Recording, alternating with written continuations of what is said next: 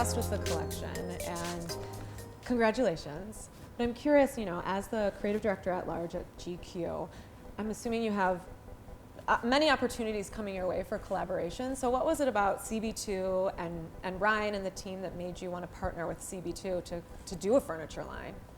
Well, it probably started with my obsession with CB2 because this is the man who has elevated it quite a bit, and I've been watching it from the beginning, and I've noticed in the last couple of years, especially when Lenny Kravitz came on to do his collection, and then recently with Goop, that there's some really magic sauce over there. Some really creative people that are really letting other brands participate in a collaboration. And when I brought up the idea, because magazines are no longer just magazines, they're brands, as we know, the corporate people at Condé Nast were excited about it, but were a little, cautious about the fact that, furniture is something we haven't really entered into as a category.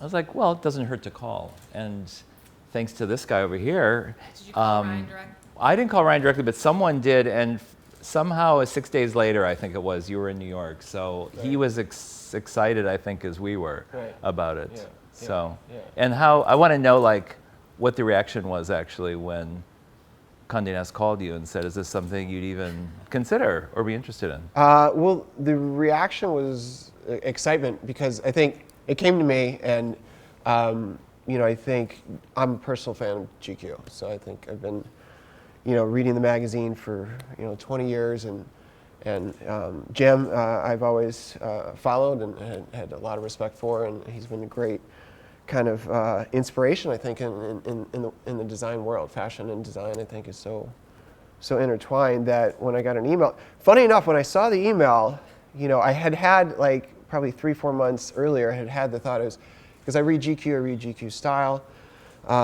and I've always wondered why they aren't in the home space more, to be honest, because of the strength of the brand, the taste level, so much great editorial content, and the connection between home and fashion, that when I got the email, I was like, whoa, this is exciting, and got back right away, and then to Jim's point, about a week later, we met in New York.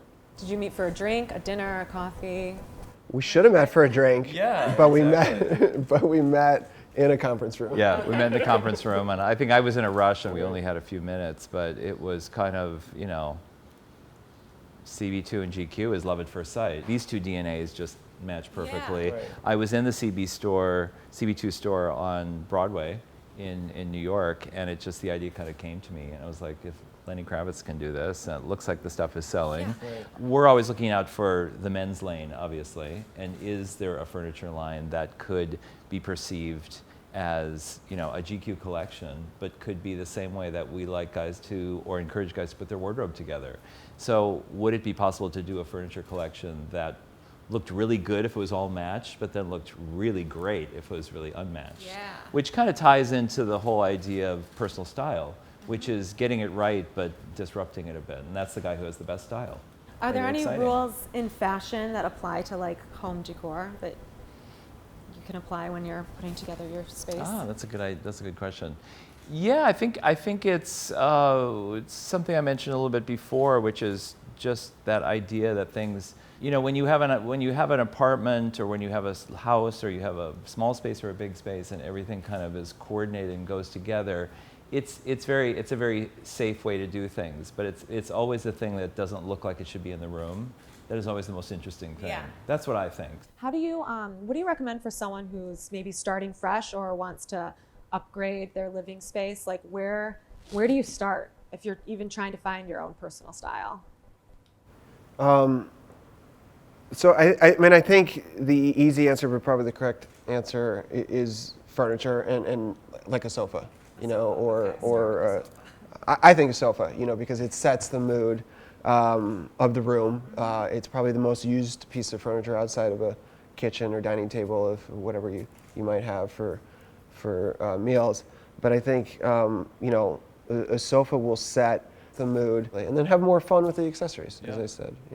Think of it as a classic leather jacket in a way, you know, something that is classic, something, maybe it's a motorcycle jacket, maybe it's just a simple bomber, but it's a classic piece.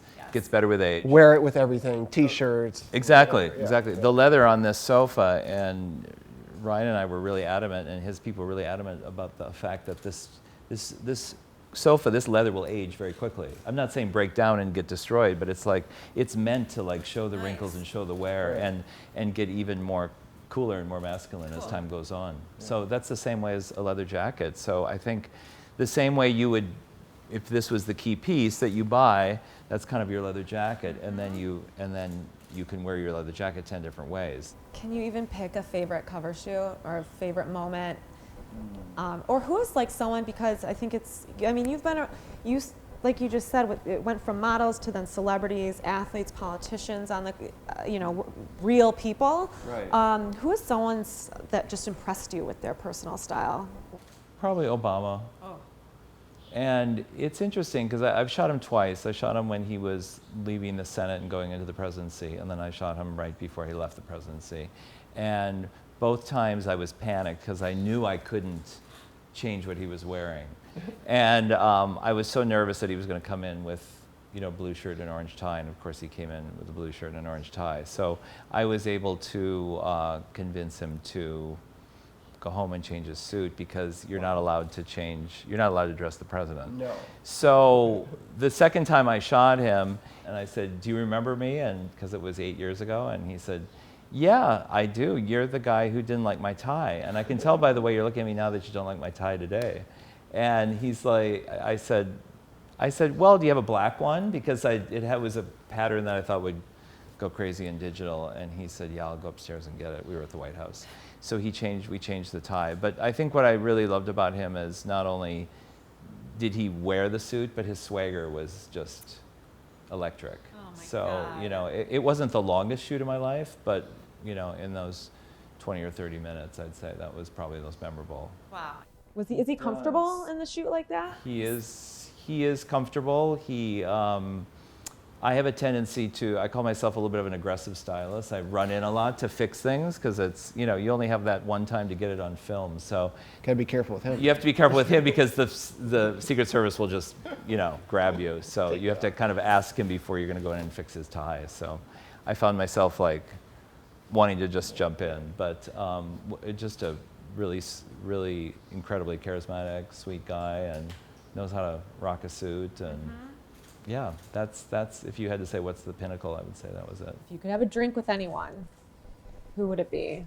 I feel like he's had a drink with everyone. So, you know, I think my answer most likely, and now it's even tougher sitting next to Jim and his Obama story, but I think I'm going to stick with musician and a Mick Jagger, or I would throw in like a Bruce Springsteen. But to sit down with guys like that when being a rock star was truly being a rock star, and just hearing, you know, what they went through, and to sit down with somebody like that would be truly inspirational and exciting.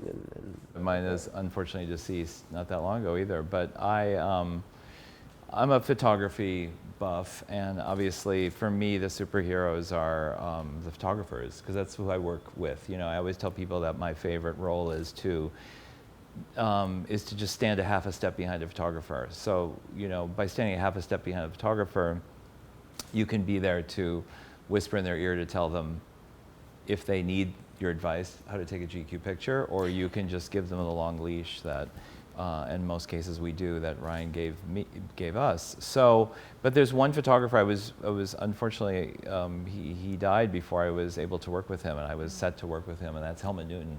And I'm a Helmut Newton super fan. I don't know if you know his work at all, but I know that the two of us would probably, you know, if we worked together, I hear that it was a very, you know, the crew would go out to dinner and they would have drinks into the night, and I think I would just sit next to him and be completely tongue-tied because I'm such a fan of his work, and I'd probably ask way too many questions and embarrass myself. And but I wish I could have worked with him, and I wish I could have had a drink with him. Thank you so much for doing this. Thank Cheers. you. Cheers to the collection. What a blast. Thank you so much. Thank you, Ryan. Thank you.